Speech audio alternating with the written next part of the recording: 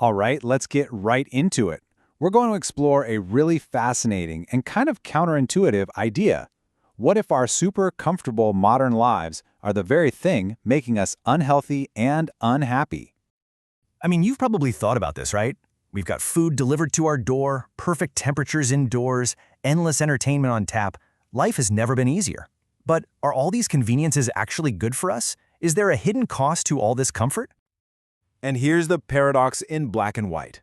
Our lifespan, how long we live, is going up. That's great. But our health span, the number of years we're actually healthy and active, is going down. So we're adding years to our life, but not necessarily life to our years. Let's dig into why that's happening. Okay, look at this number, 0.004%. That is tiny. And that's the slice of all of human history where we've lived with this kind of constant, predictable comfort. For the other 99.996% of the time, life was hard. It was a struggle.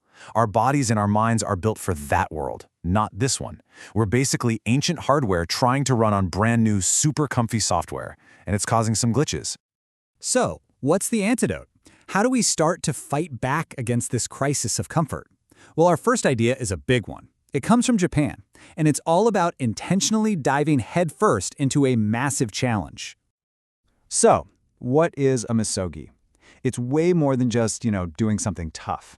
The whole point is to take on a challenge that's so big, so out there, that it completely strips you down to your absolute core. It's about finding out who you really are when all the easy stuff is taken away. Okay, so there are rules to this, and they're super interesting. Rule 1 is key. It has to be really hard. Like, you should only have about a 50-50 shot of actually pulling it off. And then there's my favorite. Rule 4. You don't advertise it. This isn't for Instagram, right? It's a deeply personal journey. It's about what you learn when you're pushed to the edge, with no audience. All right, so maybe you're not ready to go full misogi just yet. That's totally fine. Let's talk about a type of discomfort that's probably a lot more familiar to all of us, the challenge of escaping our screens. Whoa, 11 hours. Just think about that for a second. That's most of our waking life. And what's the result?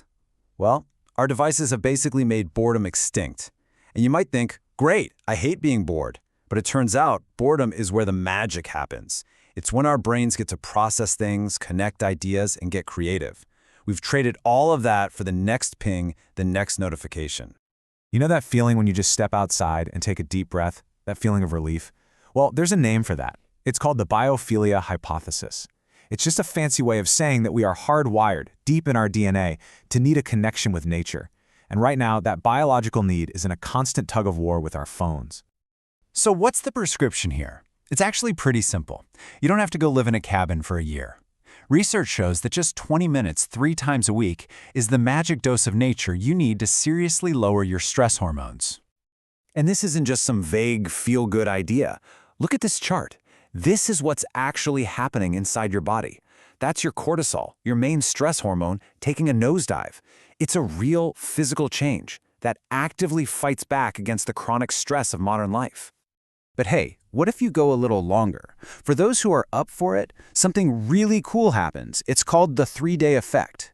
After about 3 days out in nature, away from everything, your brain literally shifts gears. It goes from that frantic, buzzing state to a calm, focused state, the kind you usually only see in people who've been meditating for years. It's a total reset for your brain. All right, let's move on to another discomfort that we are experts at avoiding. I'm talking about hunger. That feeling we do pretty much everything in our power to never, ever experience. But here's the thing. Most of the time, what we call hunger isn't real hunger at all. There's real hunger, which is your body saying, hey, I actually need fuel. And then there's reward hunger, which is your brain saying, I'm bored, or I'm stressed, or simply, ooh, look, a cookie. Learning to tell the difference is an absolute game changer. And when we actually give our bodies a break from constant eating, something amazing kicks in. It's a process called autophagy. Think of it like your body's internal cleaning crew. It goes around, finds old, junky, damaged cells that are just hanging around, and recycles them. It's literally a built-in anti-aging process, but we have to give it a chance to work. And again, you don't have to do anything extreme. We're talking about just 12 to 16 hours without food. For most of us, that just means finishing dinner a little earlier and having breakfast a little later. That's all it takes to kickstart this incredible cellular take-out-the-trash process. Pretty amazing, right? Okay, for our last section, let's talk about what might be the simplest, most fundamental fitness hack of all, one that's literally encoded in our DNA. You've probably heard the phrase born to run, right? Well, it turns out it might be much more accurate to say we were born to carry. For pretty much all of human history, carrying heavy stuff, food, water, tools, our kids, was a daily, essential task. Our bodies are beautifully designed for it. So how do we bring that back? It's called rucking, and it's as simple as it sounds. You just walk with some weight in a backpack. That's it. It's a foundational human movement that we've totally engineered out of our lives with things like shopping carts and rolling suitcases. Now, this is why it's so brilliant. Check this out. With rucking, you can get cardiovascular benefits that are right up there with running. But look at the force on your knees. It's only about a third of the punishing impact. You get all the cardio without beating up your joints. It's just a smarter way to move. And this quote just nails it. Rucking is the perfect bridge. It's for people who hate running, and it's for runners who hate lifting weights. It strengthens your entire body, your shoulders, back, core, hips, legs, all at the same time. So, let's pull all this together. The big takeaway is that our obsession with comfort is a brand new experiment, and the results aren't looking great. But you can push back. You could embrace a huge challenge, a misogi, or you can start small, get your 20-minute nature dose. Try a simple overnight fast, and hey, maybe just relearn how to carry heavy things.